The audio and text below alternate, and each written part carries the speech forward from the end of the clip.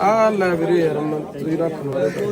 ਇਹਨਾਂ ਨੂੰ ਅਸੀਂ ਕੋਈ ਨਾ ਬਾਈ ਤੁਸੀਂ ਜਦੋਂ ਆ ਸੈੱਟ ਹੋ ਗਿਆ ਉਦੋਂ ਤੁਸੀਂ ਕੋਲ ਲੈ ਲਿਓ ਯਾਰ ਭੈਣੇ ਸਤਿ ਸ਼੍ਰੀ ਅਕਾਲ ਠੀਕ ਹੋ